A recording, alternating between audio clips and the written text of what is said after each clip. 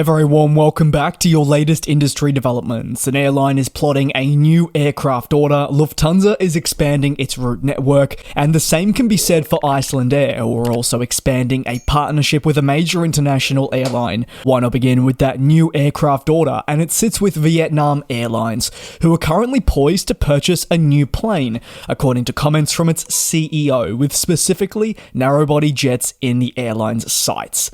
The Vietnamese flag carrier believes that fundamentally adding narrow-body planes to its order backlog will form basically the final pillar of its overall fleet renewal and expansion efforts. They absolutely wouldn't be the only airline that I'd argue is probably in a very similar position, with really just one more aircraft order necessary to finalize an overall expansion and renewal plan. As for Vietnam Airlines, well, a total of 50 units are expected to be purchased sometime in the future, with the first request for proposal, the RFP, being put forward to Airbus and Boeing.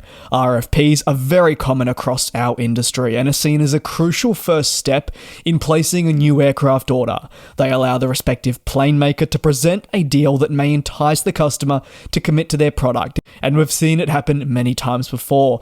I'll always point towards the more complicated ones, such as what Qantas were looking for. They put their RFP piece to Airbus and Boeing, basically outlining what they wanted in a commercial aircraft, and it was down to the manufacturers to try and figure out the best proposition they could put forward.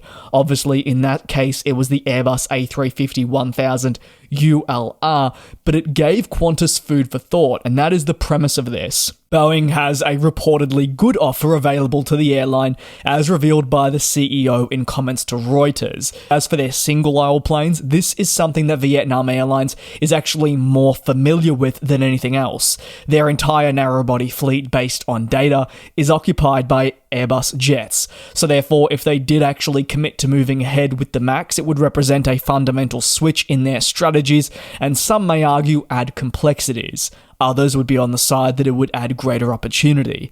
Vietnam Airlines, however, knows it must sort out its future flying sooner rather than later. As you know, highly valuable delivery slots are being taken up by other airlines with every passing day that are trying to grow in a similar way. And unfortunately, you can't have a plane delivered every waking hour. So as a result, airlines are trying to get in sooner rather than later. This can present risks. We've seen it take place with Etihad Airways in the mid-2010s when they purchased a bunch of aircraft that in the end they realized they didn't need. So airlines have to be careful, measured, and of course have contracts that can help them out if things were to say change. When all is said and done, Vietnam Airlines feels its fleet will need to be in the region of around 170 planes by the midway point of the 2030s, and as such, new aircraft purchases are absolutely going to be necessary.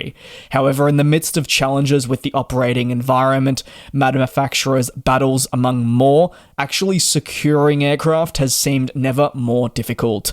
Over to Icelandair, who have announced they will be expanding their reach by introducing new flights to Istanbul of all the places in 2025, and furthermore on top of this, the announcement coincides with the ambition to better serve Turkey, and this is through a partnership with Turkish Airlines. Thanks to its relationship with this company, travel is now easier for those that will be flying on the initial Icelandair service to reach global markets.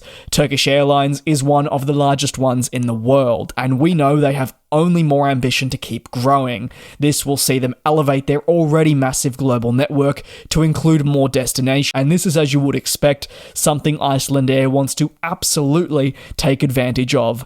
As for the flight from Reykjavik, it will operate to Istanbul for the first time on September 5 of next year, so actually we're still quite a ways away from it launching. It'll be a 5-hour, 30-minute journey. Icelandair will also operate the route 4 times a week to accommodate to demand between the locations, and again, just to reiterate, customers' desires that may be present to travel further through Turkish Airlines services. That very Turkish Airlines partnership was actually only first announced in the summer of 2023, but Icelandair has been pretty upfront and said it's been pivotal for their increased connectivity options since then. The enhancement will be important for coordinating flights to more Middle Eastern and Asian cities that are obviously out of the Icelandair reach. Furthermore, Furthermore, there is a focus on Icelandair offering some benefits to Turkish airline customers for eastward connectivity to markets in North America, something that remains a strong point for the business despite only increasing competition over here.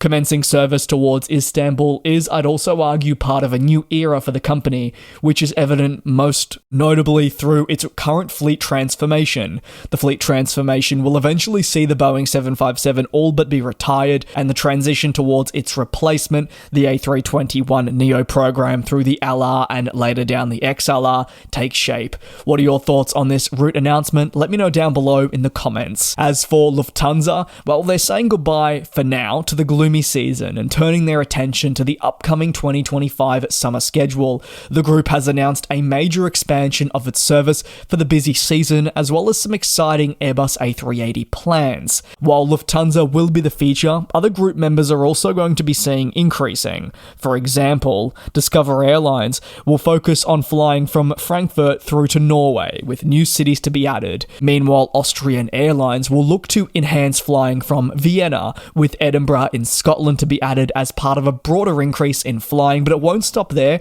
They'll also look to leverage their capacity to offer greater flying to Germany, Bulgaria, and more. Discover Airlines returns with also added flights from Frankfurt to the likes of Namibia, Calgary in Canada, Orlando in the United States, and another city in Norway. Zurich will also see greater flying to Halifax, Seattle, and so much more. Swiss will also feature.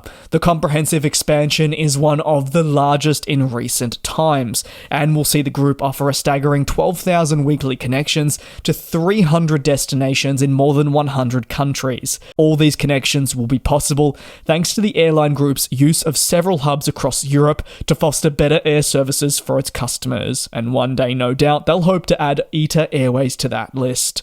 As for the A380, well, there's been a few developments on this front.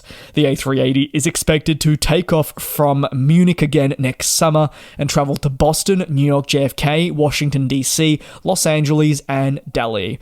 The A380 was, you may recall, considered down and out. However, when demand surged back and Lufthansa found itself in a spot where it didn't have the capacity it required, it turned to planes such as the A380 to help aid its recovery. Initially, the return of the A380 was probably seen more as a short-term solution, but major supply chain issues at Airbus and Boeing have affected the airline's capacity, and therefore the A380 is expected to stick around for a little while longer. Now, I don't know about you, but from the standpoint of just an aviation enthusiast, I'm certainly not complaining about seeing these beloved quad-engine planes sticking around for that little bit longer. As I've always said in these videos, one day we will be without them, and we'll reminisce to these exciting times. But also, you've got to factor in that with one door closing, another one is opening, and we're entering a new era. This will include the likes of the 777X once eventually delivered.